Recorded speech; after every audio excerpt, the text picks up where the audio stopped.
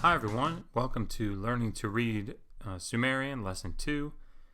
This week we're going to look at verbs and the genitive. And I think by the end of this lesson, you will probably, once you get all the information in this lesson, you'll feel like you've got a really good start into learning to read Sumerian, particularly things like royal inscriptions. Hopefully Lesson 1 and Lesson 2 will get you on your way, give you a firm foundation, make you feel some confidence in the language. So let's get into it. We're going to look at verbs and the verbal chain. That's what we call it in Sumerian. I'll explain that in a minute. Then we're going to take a look at the genitive construction, how they say the word of, how you connect two words or ideas with the word of, and then vocabulary and exercises, and then finally a slide of the new cuneiform signs that you want to start working on. So, verbs and verbal chains, just sort of a basic introduction, some basic things we have to get out of the way. In English, we have the difference between transitive and intransitive verbs. So, in the sentence, Jimmy runs, if you remember your English grammar, Jimmy is the subject, runs is the verb, and the verb run doesn't require an object. So you don't run something, at least in this sentence. So Jimmy runs. You don't ask the question, Jimmy runs what? It's just Jimmy runs. So if there's no object, if there's nothing that Jimmy is acting upon or doing something to, we call that an intransitive verb. On the other hand, the next sentence there, Bob hit the ball. The ball is the object, and the verb hit requires an object. Like when you say Bob hit, you think, what? What did Bob hit? Did he hit the wall? Did he hit the floor? No, he hit the ball. So the ball is the object. So this is a transitive verb. So Jimmy runs, does not require an object. It's intransitive. Bob hit the ball, does require an object that is transitive. Well, Sumerian is the same way. So A3, to go out, is an intransitive verb. You don't go out something. There's no object required with going out. But do 3, to build, does require an object. So to build a house, that's transitive. So Bob built the house would be a transitive verb. So we need to keep that in mind as we go through. There's some complexity in the Sumerian, just like within English. In that sentence, Jimmy runs, you could say Jimmy runs the program on his computer. Well, now runs has gone from intransitive to transitive because that verb can do that depending on the sentence. Well, the same thing is true in Sumerian, but just so that you have that idea. Now, in English, he built a house for the king, right? He, subject, built a house for the king is the predicate, and built is the verb there. And the way that we identify the subject, the number, the dative, to or for, what the object is, all these things mostly are based on the use of the pronouns that go with it, or like he built. Built is formed differently in the past tense as opposed to builds for the present tense, or will build for the future. So we have all these modifiers that go around the verb. In Sumerian, it's a little different. So, if you remember your vocabulary here, Lugal means king, A2 means house, and do 3, if you remember from the last slide, means to build. Now, you don't have to remember these things, but this ra marks that it's the word to. So you put it on the word. Where'd my mouse go? Lugal Ra. It's a particle that you put on the end. And it means to or for the king. So to or for the king. A house. And then this is a verbal chain. And we'll talk about this not in this lesson. We'll talk about the specific characteristics of it more later. But if you sort of, for the moment, ignore these two things, the mu and the na, and just look at the do three,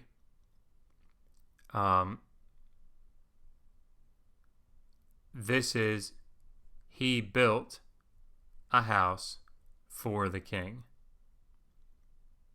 So the verb, when you want to know tense, when you want to know aspect, you want to know the if it's the words, prepositions to or for or with, all of those things can be put into this verb either before or after the verbal base. That's what we call do three, the actual verb, the verbal base.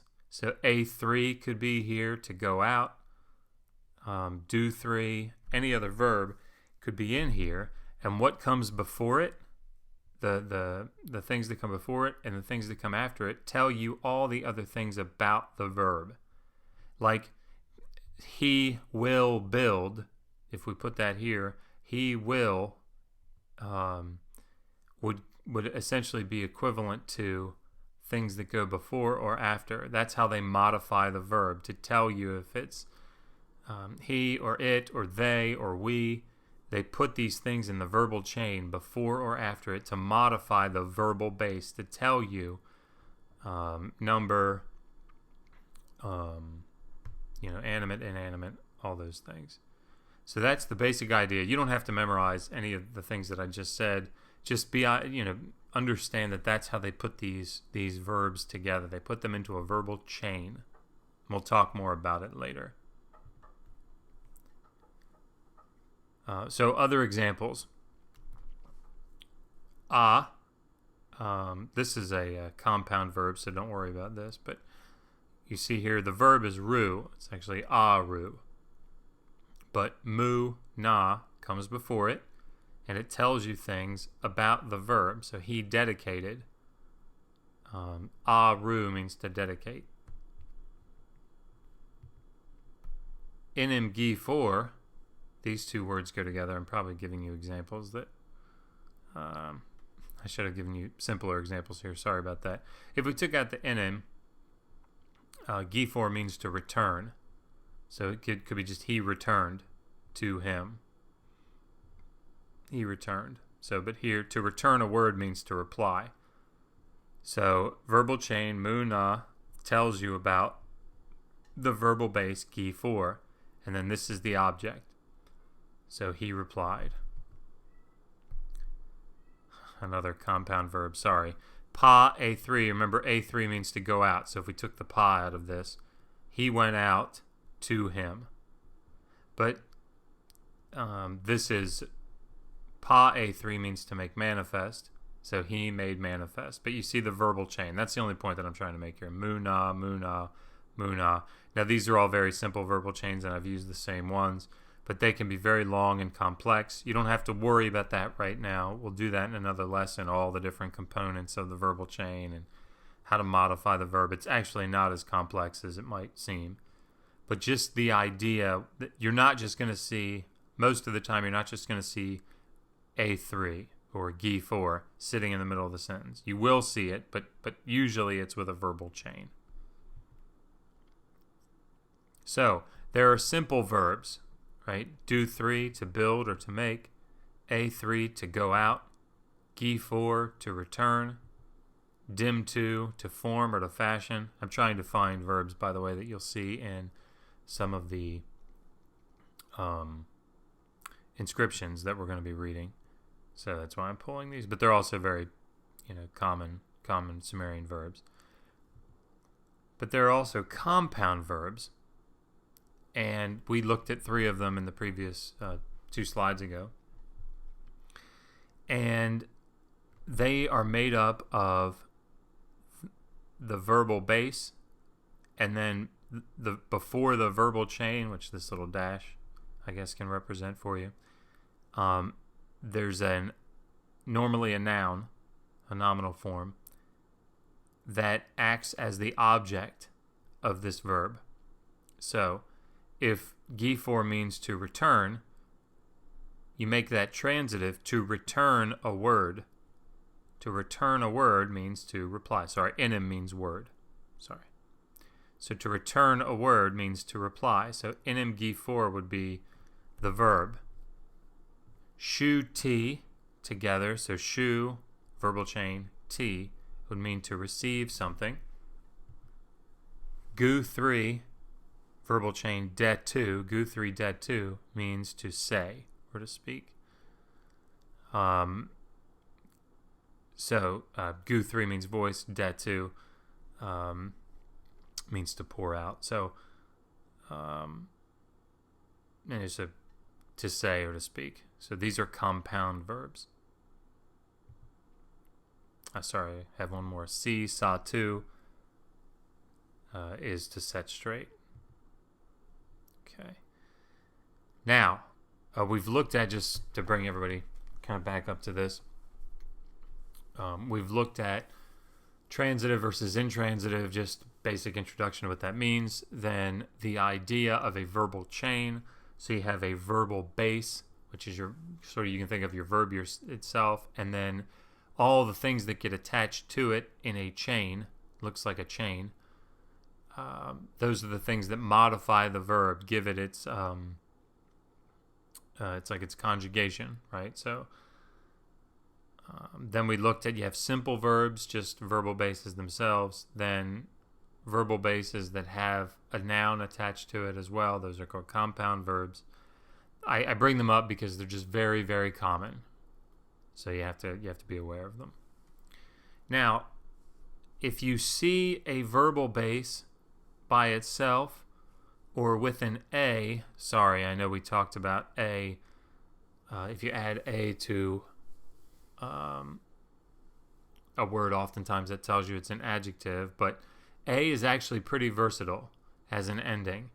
So a can, if you look at it, it can indicate that if it's on a verb, it's a participle often. If a can mark other cases, but the point is that the context will tell you what the a is doing. Often what you'll end up doing is you'll see an a on the end of a word and you go, okay, let me go through the options. What could this be? Could it be an adjective? Could it be a participle? Could this be the genitive? Oh yeah, this has to be the genitive. That's what makes sense in this line. So it's actually not as complex as it might seem. But for a participle, if they add an a to it, it'll often be read as the verbal the meaning of the verbal base ending with ing, right? So nyen means to go. Nyen na, which actually just represents nyen a, is going. However, if they add the a to the end of a verb, it can also or often be read as a passive description of that verb. So if you guys remember what passive and active are, active is John hits the ball. Passive would be John was hit by the ball. So the subject being acted upon. So that's passive. So here shum tu means to give, but shum tu ma, shum tu a, would mean given. So something is given, that's the passive form. I'll show you that here. So en means Lord, atu means strength, shum tu ma, that's our form here, given, nunamnir, and don't worry about the just now.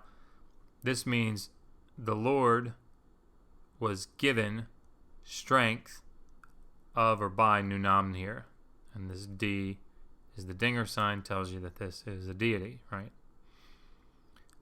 So given. The Lord was given strength by Nunamnir, of Nunamnir. Anyway, just keep that in mind. Oops, I translated it for you. So that's a basic introduction to verbs. The big thing that I want you to take away from this really is that you have a verbal chain. So, you know, if you don't get anything else, just remember this. And you can kind of reference these videos, you know, later to sort of get all the other details. But basically, remember that verbs are usually part of a verbal chain, right? So you'll have your verbal base and then all the little modifiers that are attached to it to tell you more information about the verb. You can have simple verbs, just the verbal base itself, or you can have these compound verbs where a noun goes along with it. That's basically the thing right now that I need you to be aware of when it comes to verbs. Okay, we'll deal more later, so don't bog yourself down too much. I just wanted to introduce you to some other concepts. Now, the other important part of this lesson is the genitive, using the word of. How do they do that? Like in English, we have a couple of different ways that I can say the table of John, right? I can show ownership or relationship of the table to John by saying, oh, that's the table of John. But that's sort of an old way of saying it, right? So nowadays we just say John's table, apostrophe S, right? That's another way that we show the genitive construction.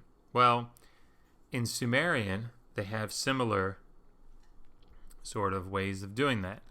Usually, it's by having the word, the click ak, the ending ak, put on. Sorry, let me say it a different way. Actually, let me just bring it up here. No, that's probably too much here. If I wanted to say the table of John, I would say the word table, then next to it the word John, then I would say ak after it. The table, John, ak would be the table of John. So that's how the construction works. Now, and you'll see it here as I go through these examples.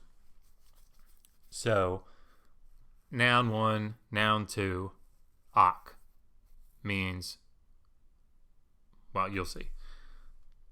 It often appears, though, without the K, which means it'll look just like the A, or the A that we've seen everywhere else. So here, remember how I said noun 1, noun 2, ak? This A represents the K. Or it doesn't say it because the K would come at the end, so they don't write it. So, A2, house, Lugal, king, La. This A represents ak, and you'll see why here in a minute. This means the house, and you read it like this, the house of the king. You're going to do this a lot. See this little swoop that I do here? The house of the king. You're going to do this little swoop thing a lot, all the way out to the end, and then work your way back in. It's one of the things that Sumerian does. You go all the way out to the outside, and then you come back in. So here we do it. We say the house of the king, which is what this represents. Now there's some rules about this ak morpheme. If the word ends in a consonant, you will only see the A. So just like we showed here, A2 Lugal La, the house of the king, A2 Lugal La. You don't see the K because this ends in a consonant.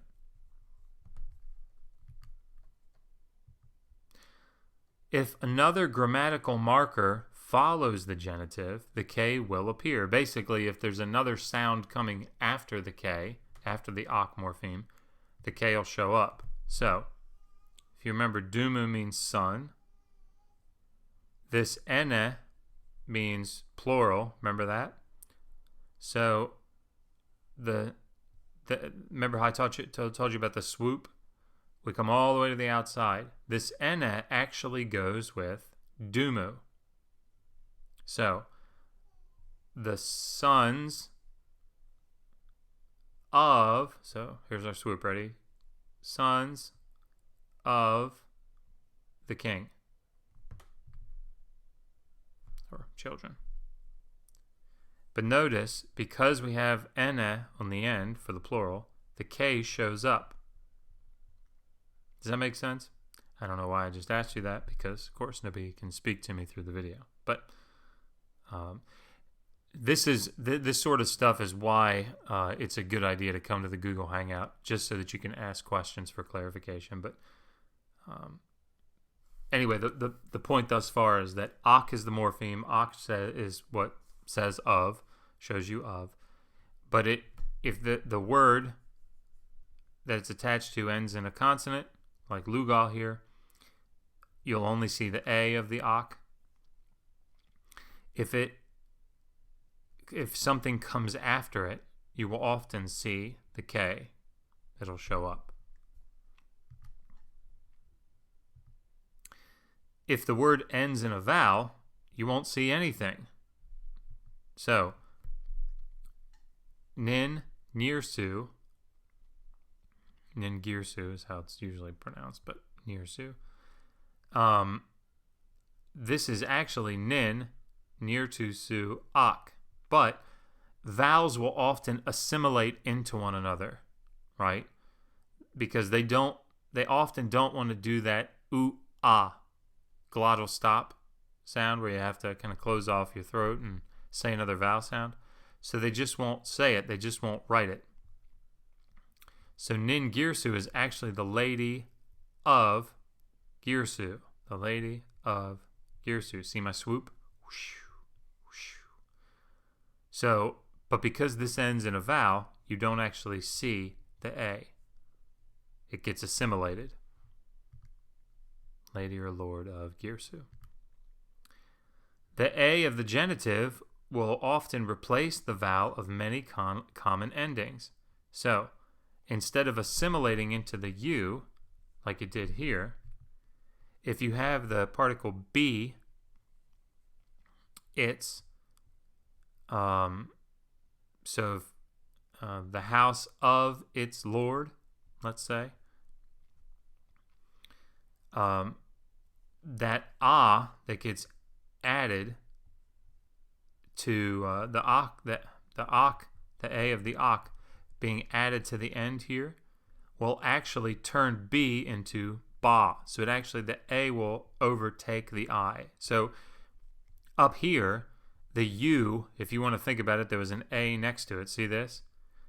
The U won, right? So now you see you only see the U, you don't see the A. But down here, when there's a B next to an A, the A wins, so it goes to ba instead of B. And the same thing is true with ni, his. You remember that one? So the house of his king would be A2, lugal,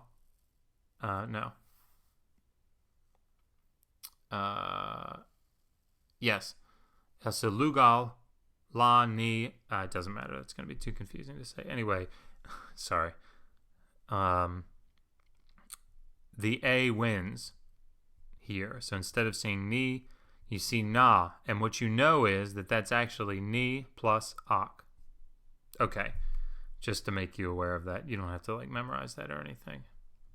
We'll talk about it as it comes up.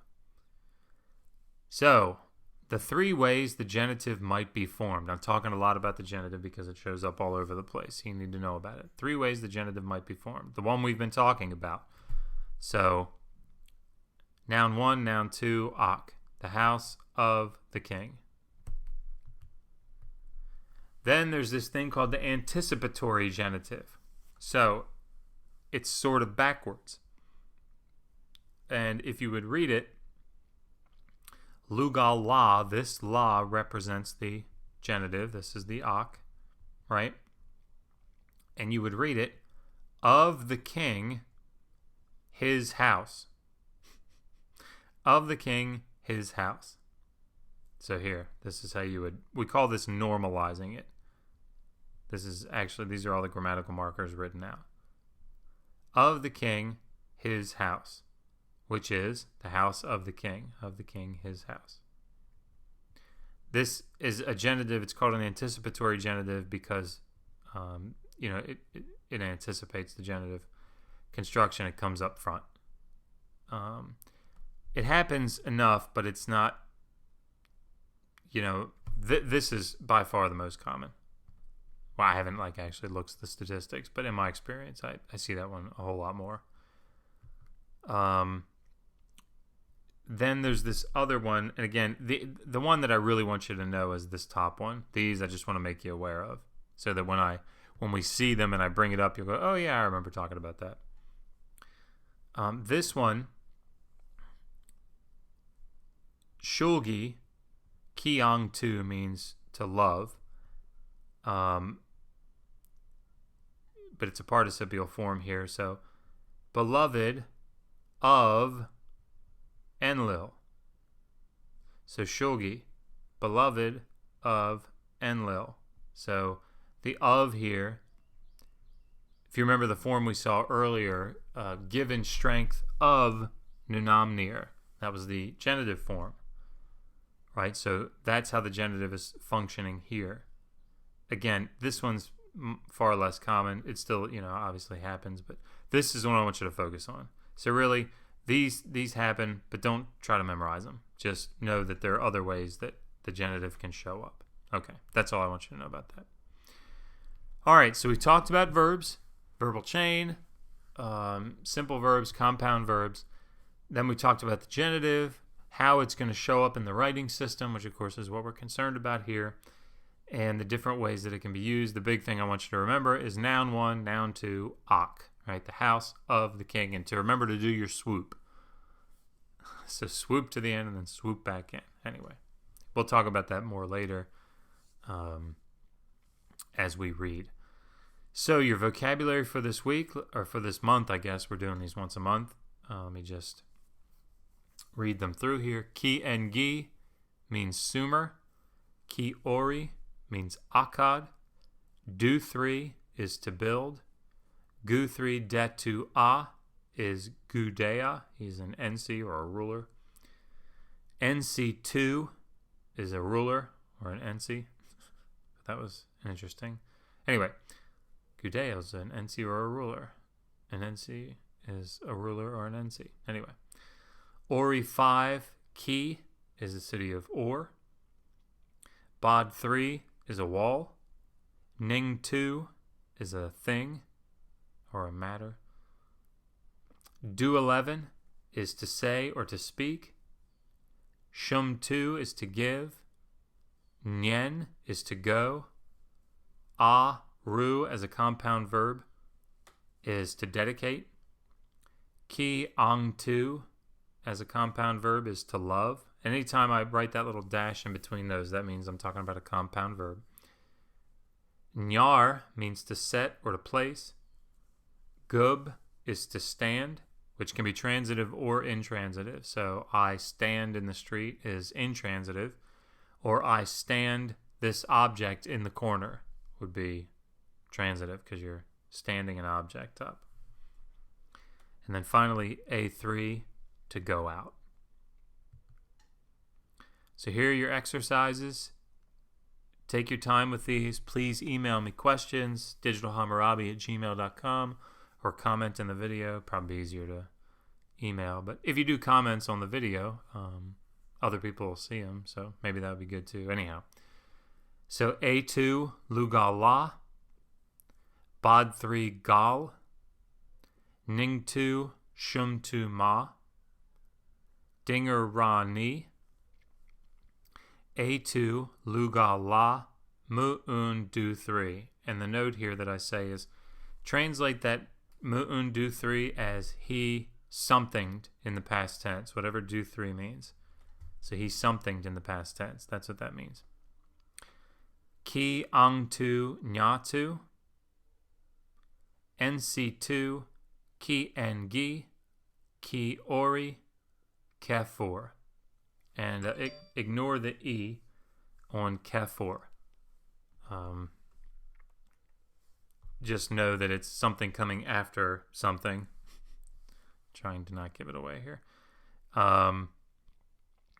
And just tell me what it means without worrying too much about that E on the K4.